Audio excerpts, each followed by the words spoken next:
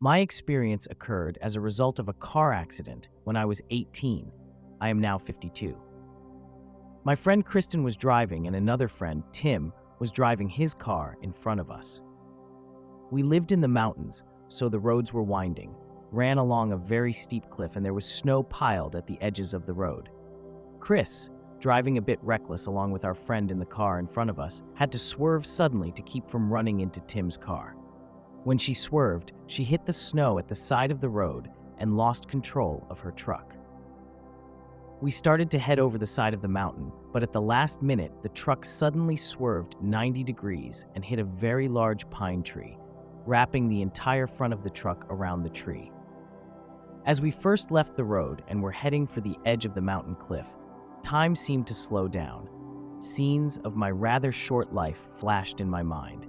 And then, as I looked out over the cliff, thinking we were going over the edge, I thought to myself, your life really does flash before you, and this is how I'm going to die.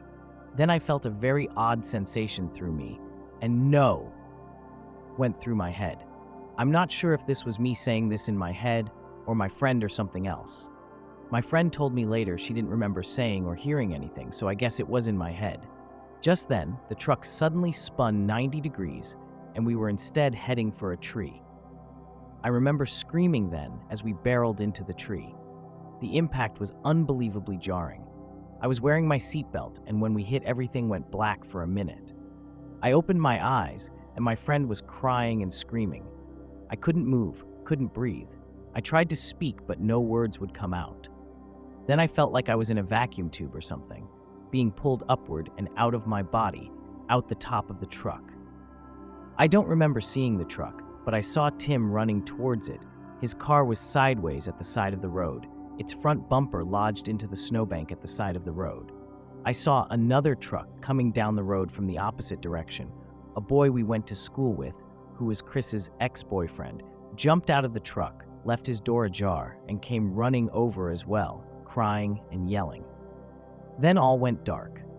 I was in a sort of tunnel. Not sure if tunnel is really the right word, but it was dark all around, and I felt like I was being sucked towards a light far away. I was being drawn towards it. When I was in the light, there was a presence with me. It was 3 separate beings, men or whatever, and yet they were all one. It's hard to explain. I saw the face, and they were different in subtle ways, and yet they were the same. The one in the middle spoke to me, greeted me, but not with a voice. As it began to speak, all I remember seeing is the one figure, but there was still the feeling of there being 3. It asked, "Why are you here?" I didn't know what it meant because I didn't know what it meant by here. I think I questioned what it meant by asking me, "Why are you here?" But I didn't speak the question. I felt like I was in the presence of someone authoritative. I felt extremely drawn to it. I wanted to be there, to go with him, them, it, even though I wasn't sure where I was or what was going on. When I answered that I didn't know why I was here, I felt what seemed like slight disapproval from him, them. Then boom, I found myself in some sort of something like a body. It was my body, and yet it wasn't really a body. I did sort of feel like I was lying down, though. I think I was lying in front of the tree where we crashed, only there was no vehicles, no road. I felt like it was the unblemished version of the accident location. That is, there was no scaring by man. There was a strangeness to the scenery. It was bright, like a clear sunny day, only there was no sun per se. It was as if everything, the grass, the trees, the flowers, the ground, had their own inner light that lit everything, everywhere, with no shadow, no darkness anywhere. The clarity of everything was intense, the colors intense. It was like looking through some sort of filter. I felt so peaceful and content and perfect. Everything was perfect, and I was in awe at all of it. Then I was aware that I was not alone, and that he, them, it was still there, looking down on me from above me. I stood and looked at him, them, it.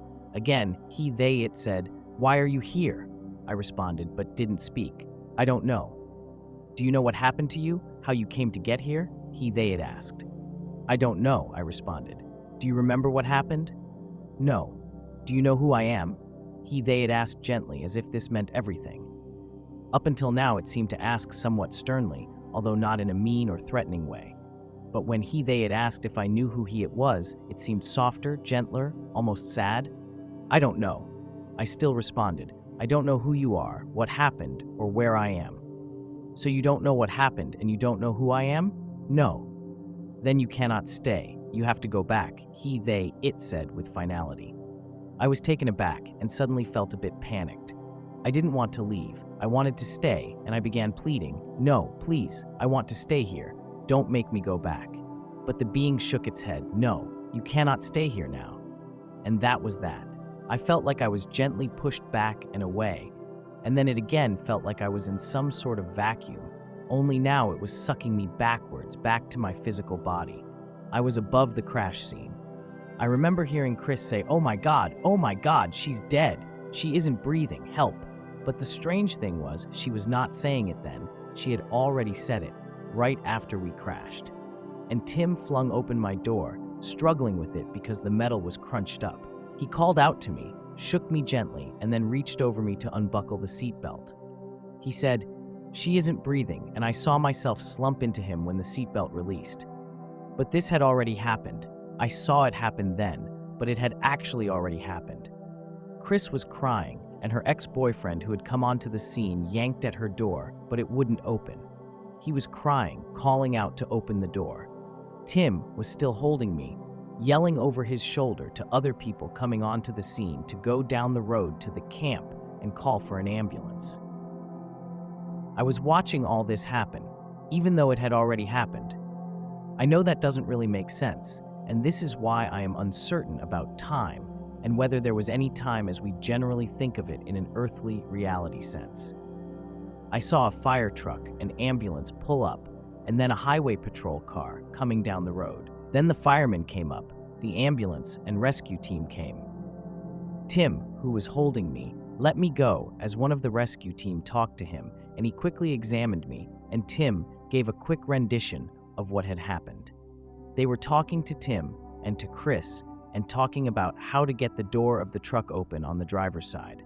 Then a highway patrol officer pulled up and stormed over, yelling at all the civilians to get away from the scene and to move on. He seemed angry or agitated. It was then that I was back in my body again. I was sucked back in, and I was flooded with feelings of cold and intense pain, and the sensations of hardness of everything around me, even the solidness of the air around me. I opened my eyes, and both my friends started crying in relief. One of the firemen said, "Oh, I thought we had actually lost you there for a minute." Then the highway patrol officer pushed his way in rather rudely. I remember thinking, and asked me what had happened. The fireman backed away and gave him his space next to me, but did not leave. "What happened?" he asked me. I remember looking at him because I remembered being asked that by that other being, but it certainly was not the same person or voice I had heard before. I didn't answer. I just looked at him. He asked me again what happened, but when I still didn't answer, he asked what my name was. I just looked at him, realizing that I couldn't remember. It was then I realized that I couldn't remember anything. Not my name, not who I was, who the people around me were, what had happened. Everything was a complete blank with the exception of my experience.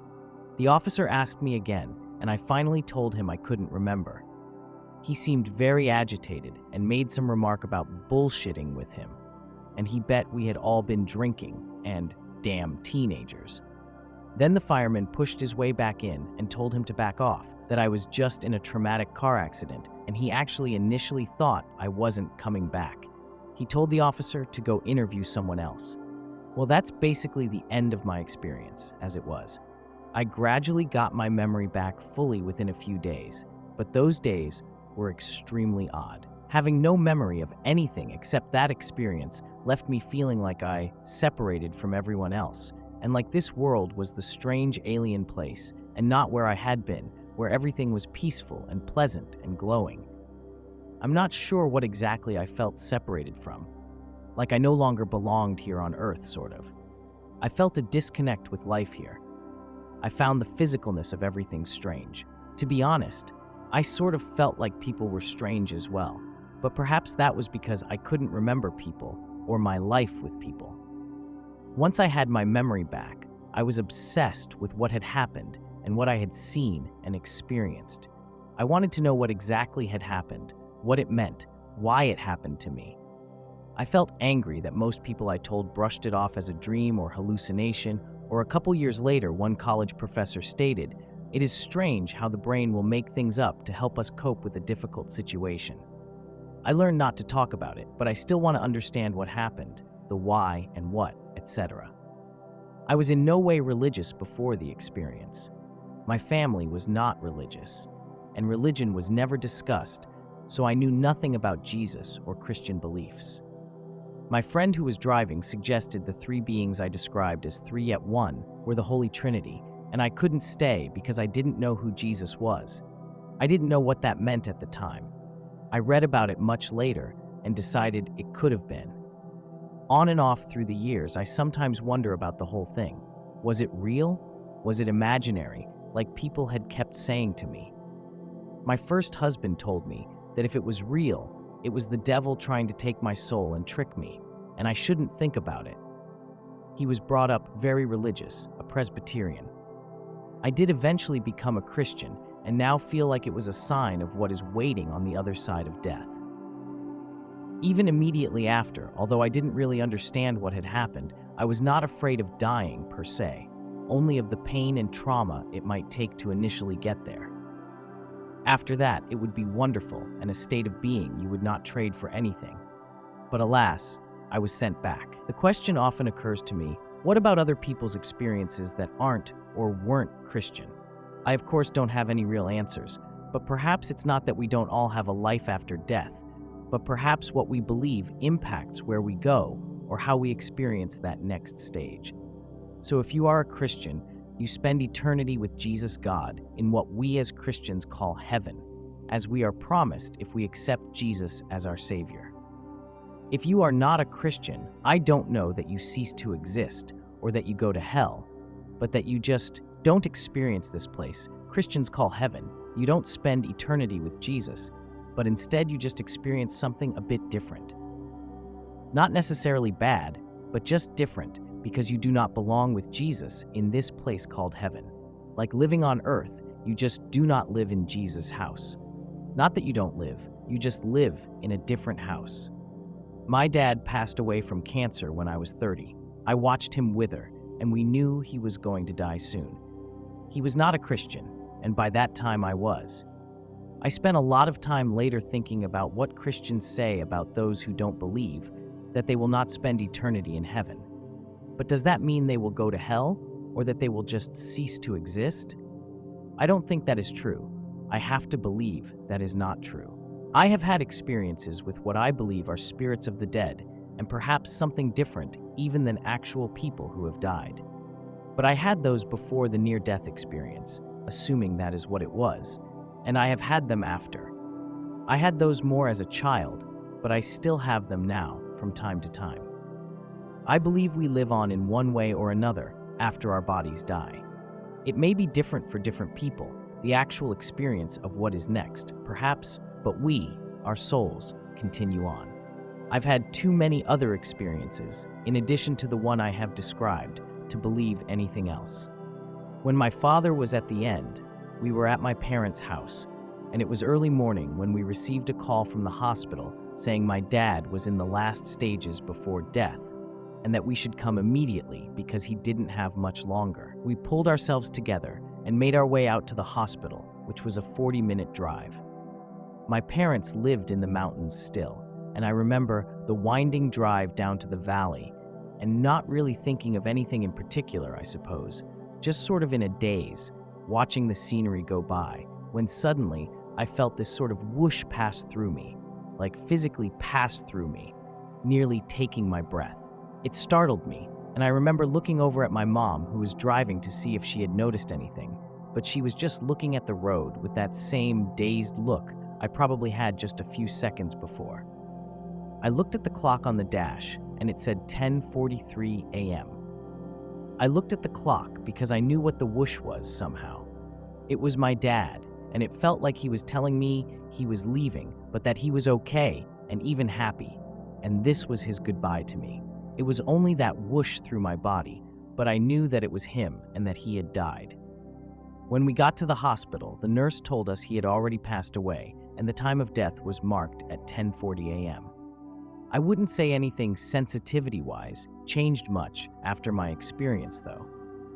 I had always had strange experiences with intuition, flashes of scenes that came true, seeing spirits and shadow people from time to time, highly sensitive to others' emotions, etc.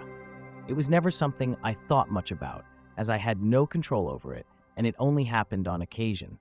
I would say it happened more when I was young, but it does still happen now from time to time.